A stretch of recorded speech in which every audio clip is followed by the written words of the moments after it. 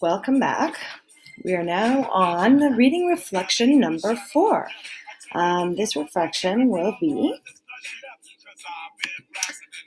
to the following article, Macintosh article. This is an older article from 1989, and the article is titled, I'll bring it over here, White Privilege, Unpacking the Invisible Knapsack. Knapsack being a backpack, of course.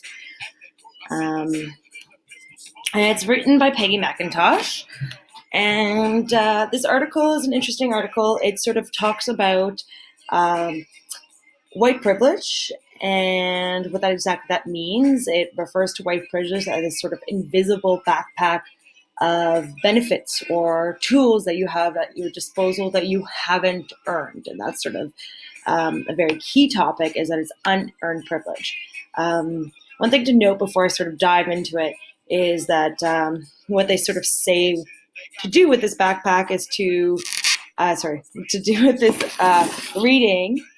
It's suggested that it's done in like group discussions. It basically says it's used in workshops a lot to sort of bring white privilege to the forefront of conversations and to acknowledge that exists. So it's usually done in a format that people discuss it, read the article, discuss it, and then write about it and sort of keep track in a diary sort of log, observing moments of white privilege in their life.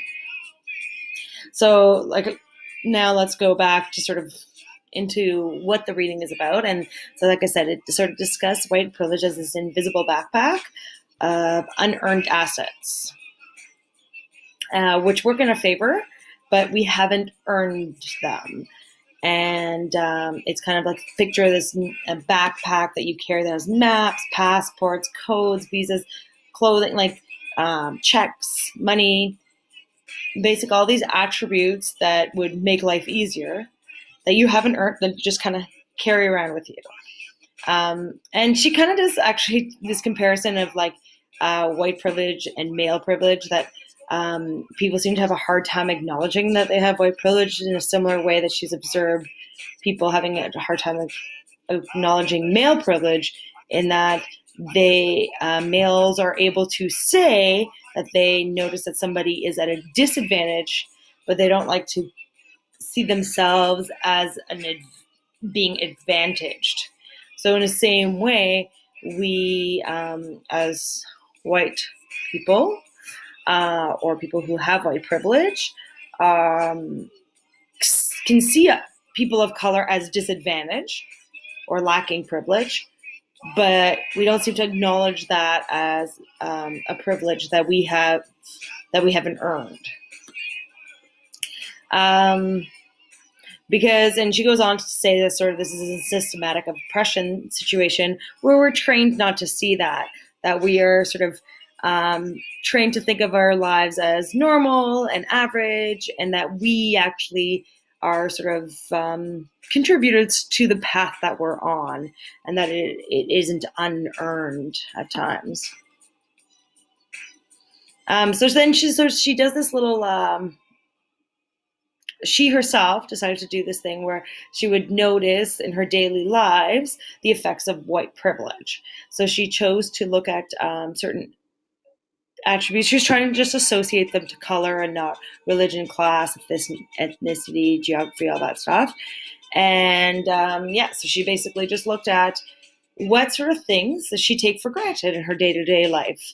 And so she went through, like, there's 26 examples, basically just talking about the fact that regardless of your company that you're in, you can see somebody of your race represented in the workplace or on television, in publications, in magazines, in history classes.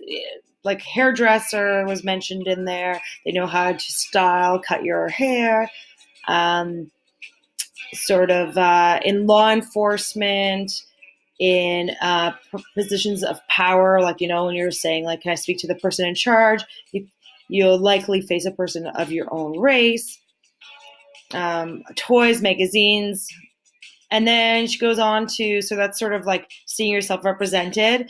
And then she kind of has this other subcategory of almost like negative attributes that are associated to your color. So safety, like feeling that you can't go somewhere alone. So she says she's pretty sure that wherever she moves, her neighbors would be pleasant or neutral towards her. That that people would protect her. Sorry, I can arrange to protect my children most of the time from people who might not like them. So that's another one that really spoke to me. But stuff like I can swear or dress in secondhand clothes, and nobody would attribute those to issues with my race. Also, she goes on to, like, if you're having a bad day or a bad year financially or whatever, that doesn't reflect back on your race. It isn't associated to your race. This one I found interesting. I am never asked to speak for all the people of my racial group. And that one I find interesting, especially when we come to talk about like Aboriginal students in our classrooms. And I think like that's something we really have to be careful of, because asking one Aboriginal student to represent their entire, like the Aboriginal peoples is really, that is kind of this concept of white privilege. We're just sort of assuming that they're all the same. They, again, the word they. And so she sort of, even that word they, she kind of talks about how we've been structured to feel like it's us and them, and we're letting, like, if we're doing something, I believe is up here, we're doing something that advantages, puts others at an advantage, we're trying to benefit others, it's us sort of helping somebody else out. Oh yeah, right here. So when we work to benefit others, this is seen as work which we allow them to be more like us. So now that we've sort of seen these kind of categories that she talks about, she kind of breaks them down into sort of two.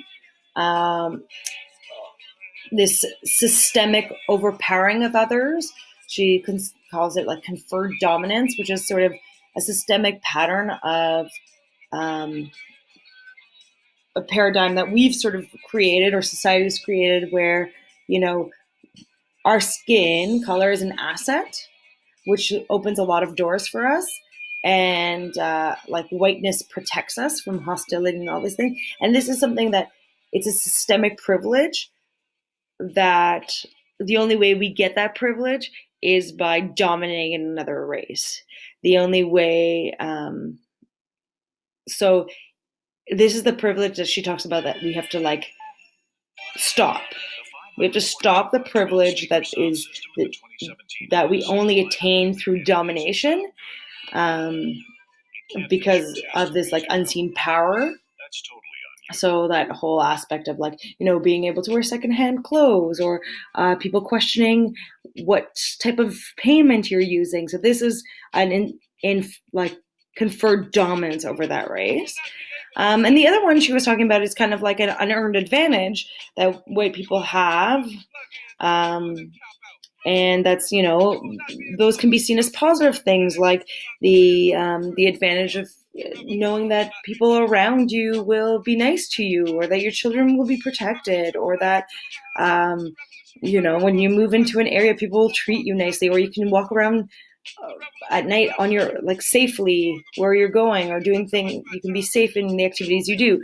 And that's a white privilege currently, but she's saying that this should be an unearned advantage for all. So instead of making it a white unearned advantage, it should be an advantage that everyone has access to. So there's basically like, you need to get rid of the systematic overpowering of others, of white privilege, but increase the advantages that white people have in terms of, safety and things, and expand those to all races. That it shouldn't be a white privilege, it should be a human privilege that we should all be able to participate in. And then so she sort of goes into, talking about like where power structures come from, and that there's not just a white privilege or advantage as an age advantage, an ethnicity, and just a physical ability. These are all sort of our social locators, and we talk about like, checking yourself or knowing your privilege. These are all things, especially as teachers, you need to be really aware of going into the classrooms, checking our own privileges and realizing that we are an advantage and trying to really reduce all those conferred dominance situations. One thing that I found a little frustrating about this article is like she talks about like, in order to maintain change, we really need to reflect and assess what white privilege is and sort of take ownership that we do have privilege. But she doesn't really give us solutions moving forward. And maybe, this is like she did say, this is the first step. You have to acknowledge it. For myself personally, I don't find it that hard to acknowledge that white privilege exists, partially because I did immigrate to Canada. And when I immigrated here, we left everything behind and came with nothing and had very little support. And my parents were able to climb the ranks of the working world very easily. And I know that they did so with their white privilege, also male privilege for my dad. And I know that that would be a very, very different path and is a very different path for other immigrants, other people that we started off in this sort of, one bedroom block. There was a lot of immigrants on that block with us, and they did not move through the ranks at the same speed we did. Also, it did sort of leave me with a sort of feeling of hopelessness a little bit, because we are in this era, like this was written in 1989, and yet here we are still left with situations where white dominance is really, really pushed, systematically pushed. We have the Trump administration just next door. And even within our own walls, you hear, comments of people worrying that the refugees will take their jobs. There's this conceived image that, these are our jobs to take. We deserve these jobs. We as white people deserve these jobs, and that someone is taking away something that we merit, even though we haven't earned it. We just perceive it as ours. So there's, a really strong element of white privilege that's propagated and pushed strongly through our society. And, as was said in the article, it's kind of goes back to this great quote here that, that there's a pressure to avoid acknowledging white privilege, because if it was true, then this is not such a free country. One's life is not what we make of it. And many doors open for certain people through no virtues of their own. And we've been sort of bred to believe this myth of meritocracy, so that we've merited everything we have, right? We've earned what we have, not because it's been given to us, but we've earned it. And those who don't have it haven't earned it. And it is a systemic thing, because when you are advantaged, generally speaking, people don't want to give up those advantages. So it's a really hard thing to ask people to give up their advantages. But if you look at it from the point of view that you have these advantages through no merit of your own, and others are disadvantaged because, again, through no merit of their own, they're just from birthright disadvantaged, from race disadvantaged, then it makes it a little bit easier to step back and say, okay, yeah, this isn't really fair. And I always go back to this empathy thing. Like, how would I feel? Let me put myself in those shoes. And ultimately, that's what we need to do, is put ourselves in others' shoes with all social issues. Perspectivism is the most important thing. Let's try to look from the perspective of someone else, and walk a day in their life, and then you might come out on the other side with a different opinion. Okay, thank you for tuning in.